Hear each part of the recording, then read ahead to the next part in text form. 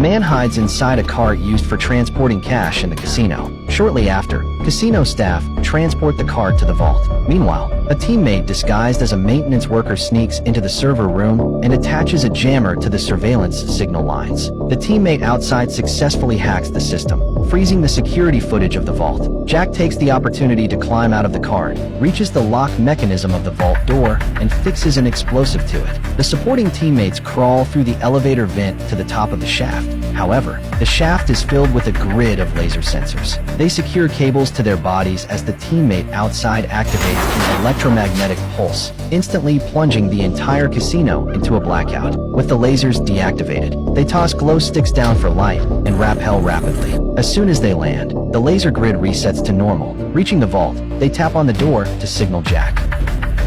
They quickly fix explosives to the exterior of the door and press the remote detonator. With a loud blast, the vault door is blown open. Their target is the $160 million in cash held inside. At this point, the casino owner finally discovers them and immediately calls the police. The teammate outside intercepts the emergency call, allowing the group to disguise themselves as police officers, pretending to head to the vault to arrest the robbers. They instead quickly pack the cash into bags and walk out of the casino with the $160 million.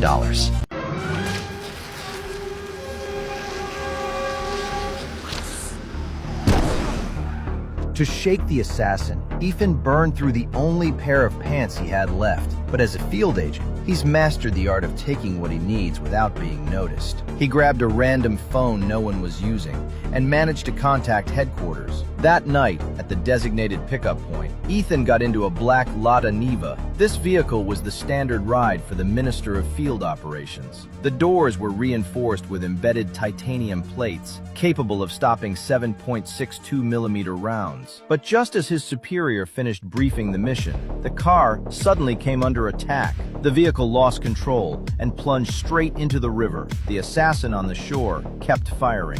Ethan strapped a flare to the driver and shoved him out of the car. He successfully diverted the assassin's attention and used the opportunity to escape. After that, he made his way to the station. He successfully located the target train car, but the authentication process was awkward. They had to complete a retinal scan while running. By the time they climbed aboard, the team had already been waiting for quite a while, and their mission was anything but easy. They were heading to Dubai to steal the nuclear launch codes.